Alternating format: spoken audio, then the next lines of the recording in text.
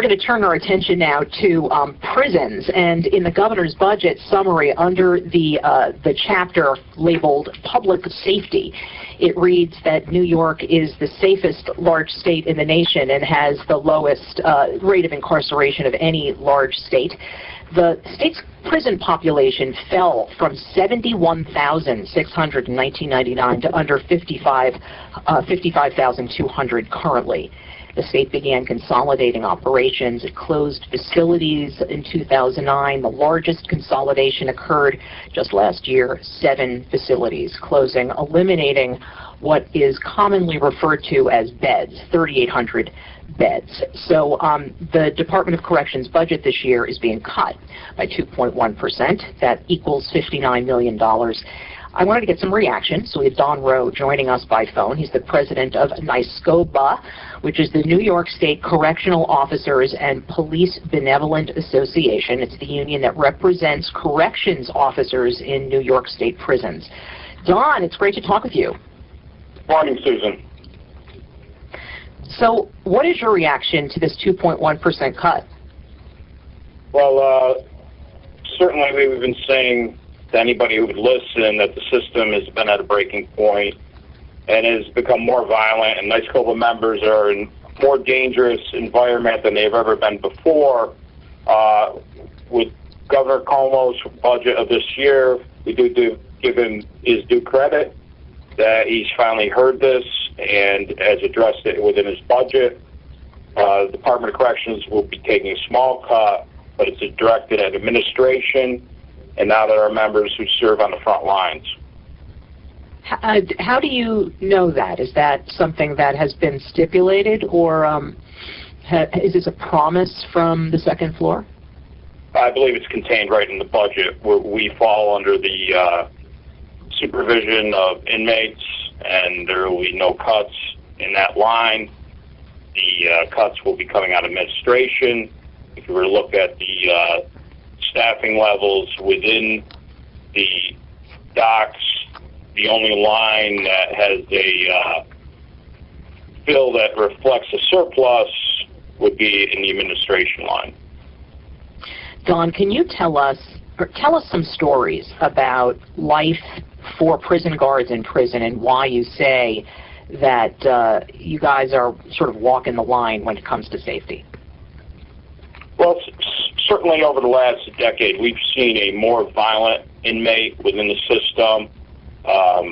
Yes, we've seen a decrease in inmates, but I think it's important to remember that a decade ago, we were at a capacity of 130%. We had inmates housed in gymnasiums throughout the state. We created a double bunking plan, which was to be temporary for an emergency plan. A lot of that double bunking has remained within the system. And due to alternatives to incarceration, presumptive release, merit time, some low offender inmates have been released and they haven't come back.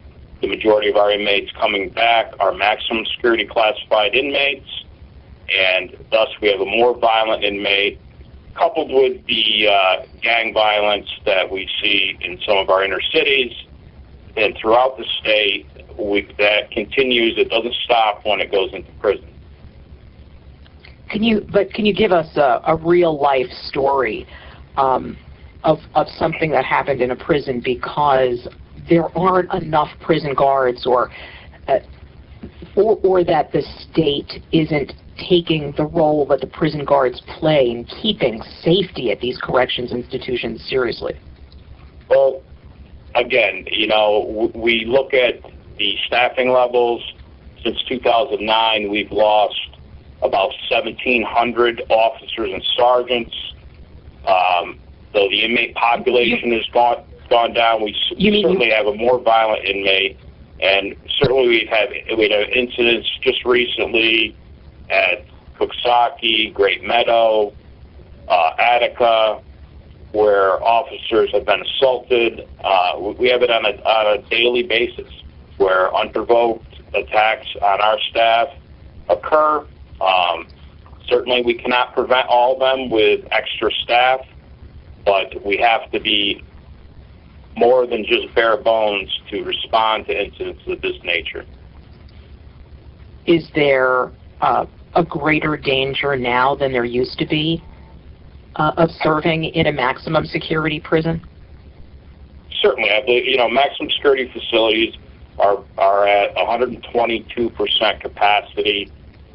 We're seeing almost an overflow of a maximum type inmate into medium security facilities, which you and your listeners need to know that more than half of the inmates incarcerated in the state of New York are never locked in a cell. They're in medium security facilities, and we have some violent inmates in medium security facilities in instances where it's a 1-on-60 situation, officer to inmate ratio, and at any time it can become volatile. Wow. Has there been any, do you feel that it's dangerous enough for some of your employees to quit and find work elsewhere? Well, I've seen a great deal of violence over the past few years that has increased, and I believe it's mainly based on the type of inmate we have. As far as our people leaving service, they are concerned about their safety more than ever. I'm certainly concerned about their safety. We went from a system that had minimum security facilities, medium security facilities, and maximum security facilities. Now we're at a point where we just have medium and maximum security facilities. And it's a difficult job. It's a very dangerous job. And to say someone would leave because of it, I'm certain there's been situations where this job can take a toll on any human being, whether it's the correction officer doing his job or the inmate within the facility. But again, I think our staff does a professional job. We're one of the best, if not the best in the nation. And again, our desire, and we work with the governor and the department to maintain these facilities as safely as possible. That's our most important thing. Our members don't ask for anything less other than to be able to do their job, to protect themselves, the inmates, and the people of the state of New York.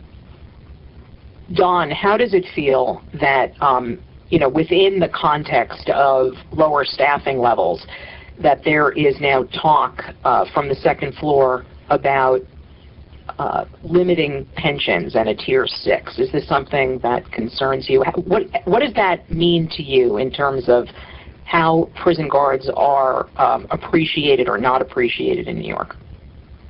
Well, I think the comptroller put it very clearly yesterday about this policy debate about pensions and 401ks. Any diminishment to a pension for a correction officer who performs these types of duties for the people of the state of New York, we believe we cannot support. Certainly within the proposal of a Tier 6, again, the comptroller made it very clear regarding the 401k. This is not something that should be put in place or offered to replace pensions.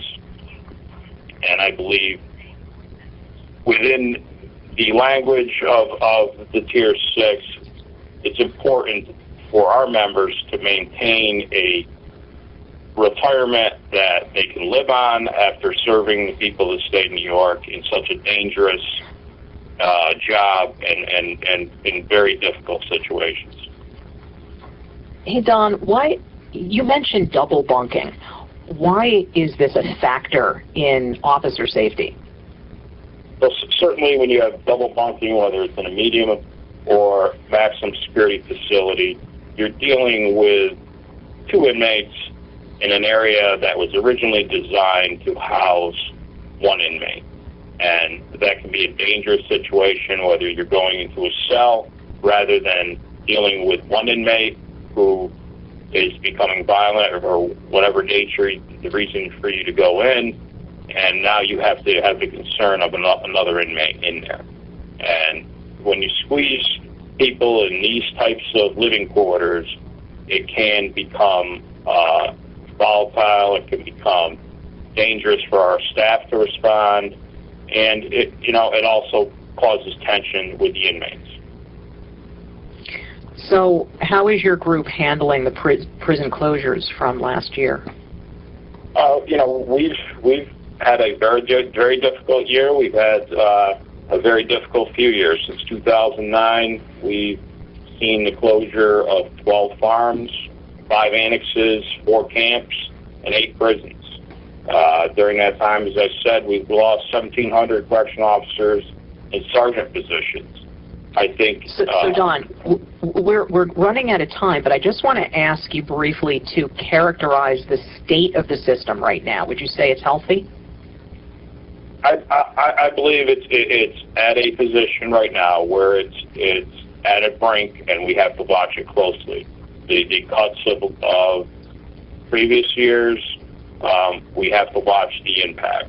Certainly our staff, and I would like to touch on the personal part of it. Our staff has endured a great deal in lifestyle-changing situations, from being uprooted and moved 100 miles away from their home. We are unfortunately out of time, but I want to thank you very much.